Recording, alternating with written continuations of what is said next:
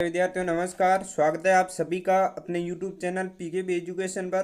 तो जो भी विद्यार्थी कंपटीशन की आगे तैयारी करना चाहता है और या फिर नौकरी लेना चाहता है उनके लिए आज का सेशन है जो बहुत ही शानदार और इंटरेस्टिंग रहने वाला है। इसके अंतर्गत अपन एक बहुत बड़ी भर्ती कह सकते हैं और विद्यार्थियों के लिए एक सुनहरा अवसर भी कह सकते हैं। और जिसमें सबसे पहले तो विद्यार्थियों का डाउट है वो तो यहाँ पर क्लियर है कि सर ये इसके अंतर्गत क्वालिफिकेशन क्या चाहिए होती है। तो केवल 10th पास यानी कि जो हर कोई कर लेता है और हर कोई के की हुई होती है। इसके बाद जो विद्यार्थियों की बहुत बड़ी खुशखबरी है ना वो आज अपन इस सेशन के अंतर्गत देखने वाले हैं। और जो भी विद्यार्थियों को डाउट है, काफ़ी विद्यार्थियों को तो पता चल गया होगा आपको इंटरनेट के माध्यम से कि किस तरह से एक बड़ी वैकेंसी आई है, यानी कि 5600 प्लस पदों पर आई है आपकी वैकेंसी। 5654 के आसपास ये आपके पद है इसके अंतर्गत। और सबसे बड़ी खास बात यही है कि ये 10वीं पास है और यहाँ पर इसके अंतर्गत नेगेटिव मार्किंग नहीं होने वाली है। और आप देखोगे ना इसके अंतर्गत सिलेबस भी बहुत ही छोटा है, यानी दो तीन विषय ही है केवल, और तीन विषय में भी टॉपिक बिल्कुल छोटे छोटे दिए हुए हैं। और आपने देखा होगा आपके चतुर्थ श्रेणी जो मेन वैकेंसी 56,000 पदों पर निकली थी उसमें 10 के आसपास विषय है, सब्जेक्ट है। इसमें तो केवल और केवल तीन विषय है और किस तरह से छोटे से सिलेबस है आगे अपन इस पर भी चर्चा करने वाले हैं। और सैलरी क्यों इतनी ज़्यादा बोला है ये मैंने इस पर लाइन लिखी है, ये आपको वाकई में आगे पता चलने वाला है।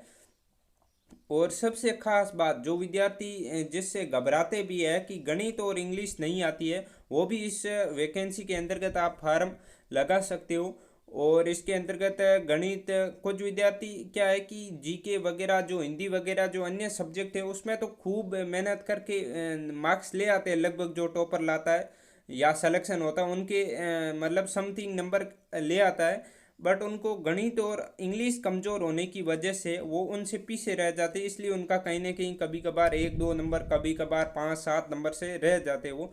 तो यही बड़ा कारण है उसमें सबसे बड़ी इस वैकेंसी में आपकी खास बात यही है। तो अब एक एक करके अपन विद्यार्थियों के डाउट क्लियर करते हैं। सबसे पहले तो सिलेबस के बारे में बता देते हैं। और इस वैकेंसी की अपन इस चैनल के माध्यम से तैयारी भी करने वाले हैं, एक सीरीज भी स्टार्ट करने वाले हैं। और आपने देखा होगा 3 सिलेबस है, मुश्किल से आपके एक सुबह की क्लास लो इस चैनल के माध्यम से, और एक आपकी 4 बजे के आसपास क्लास रहेगी और एक आपकी शाम को रहेगी क्लास, यानी 3 सब्जेक्ट है तो 3 तो करवा ही देंगे आसानी से। और 10th पास है, सबसे पहले सिलेबस देखने से पहले 10th पास है, वही 10th पास वही लेवल रहेगा आपके जो पशु परिसर में रहा और जो आपके चतुर्थ श्रेणी मेन में रहेगा, यही हाईकोर्ट चतुर्थ श्रेणी के अंतर्गत आपके रहने वाला है। बट अब सिलेबस 3 सब्जेक्ट है वो कौन कौन से है। एक तो आपके सबसे प्यारी सब्जेक्ट हिंदी है, यानी कि विद्यार्थियों की सबसे फेवरेट सब्जेक्ट रहती है हिंदी।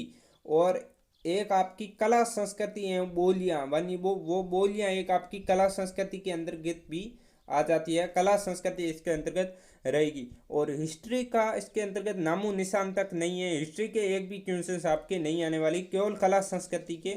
और एक आपका सब्जेक्ट है आपके वो है इंग्लिश। इंग्लिश भी छोटी सी सिलेबस मतलब 2-4 टॉपिक ही है, बाकी इंग्लिश पूरी नहीं है। और गणित वगैरह वो आपके इसके अंतर्गत नहीं रहने वाली है। तो ये इन टोटल को मिला के आपके पर्सन आने वाले हैं वो आने वाले 85, और 85 नंबरों के ही आएंगे और नेगेटिव मार्किंग इसके अंतर्गत नहीं होगी। यानी कि आपने देखा होगा कुछ विद्यार्थी लगभग नेगेटिव मार्किंग नहीं होती है तो मान लो 10% में से तुक्का भी मारना चाहे तो कोई कोई विद्यार्थियों के इतने तुक्के सेट होते हैं कि 5-7 तक भी वो पहुंच जाते हैं, मतलब 50% तो वो तुक्कों से भी सही कर देते हैं। ये कुछ कुछ स्टूडेंट में क्वालिटी होती है, बट नेगेटिव मार्किंग की वजह से वो तुक्का नहीं मार सकते हैं। बट यहाँ पर खुशखबरी है कि नेगेटिव मार्किंग है ही नहीं बिल्कुल भी। और ये 15 आपके नंबर का साक्षात्कार इंटरव्यू रहने वाला है, जो इंटरव्यू के माध्यम से अब इंटरव्यू में क्या पूछेंगे वही जो आपके सिलेबस में है कि सिलेबस अच्छी तरीके से विद्यार्थी पास करके यहाँ पर आया है या नहीं आया। और थोड़ी सी जो नॉर्मल जानकारी होती है कि आपको मतलब ये डाक दी जाएगी या फिर ये कार्य करवाया जाएगा तो आप किस तरह से करोगे, यही छोटा मोटा काम होता है। कोई कलेक्टर का इंटरव्यू या आरएस का इंटरव्यू तो है नहीं यहाँ पर, तो आपसे यही नॉर्मल सवाल ही पूछे जाएंगे। तो 10th पास है, 10th पास के सवाल पूछे जाएंगे, ज़्यादा कोई लोड लेने की आवश्यकता है नहीं इसके अंतर्गत। और भी इससे संबंधित आपकी डाउट है कि ये हमारे डाउट है इससे संबंधित इस तरह से कैसे होगा, तो वो मैं आपके कमेंट बॉक्स के माध्यम से आप साफ देना, वहाँ पर मैं आपकी रिप्लाई दे दूंगा हर एक कमेंट का डाउट क्लियर हो जाएगा। बट यहाँ पर ध्यान रखें ये 3 ही सब्जेक्ट है। यहाँ पर अपन क्लास कब लगाने वाले हैं वो भी मैं आपको बता दूंगा। तो इसके लिए आप चैनल को सब्सक्राइब कर लीजिए ताकि आपके पास हर एक टाइम नोटिफिकेशन आ जाए। यानी इसके अंतर्गत अपन बड़ा बड़ा देखें तो 4 मंथ रहा है अभी आपके दिसंबर के अंतर्गत एग्जाम होने वाला। और फार्म है जो आपके 26 जून से आपके 27 तक भरे जाएंगे, 27 जुलाई तक आपके एग्जाम में फॉर्म भरे जाएंगे। और इसके अंतर्गत अब अपन देख लेते हैं कि सैलरी कितनी क्या रहने वाली। यानी सबसे बड़ा विद्यार्थियों के लिए मोटिवेशन भी रहता है और जो मतलब पर्पस उद्देश्य भी रहता है जिसके लिए तैयारी कर रहे हैं उसमें कहीं ना कहीं अच्छी खासी सैलरी है या नहीं है। तो एक और बात बता दूं आपको, अच्छी खासी सैलरी तो इसमें है। तब तक आपका 8वां वेतनमान भी लागू हो जाएगा। देख लो कितनी कितनी बड़ी बड़ी खुशखबरियां निकल कर आ रही है। 8वां वेतनमान लेकर निकल कर आ जाएगा आपके। इसके अंतर्गत आपके क्या रहने वाली है, 30,000 के समथिंग, यानी 25 से 28,000 के समथिंग आपको शुरुआती सैलरी।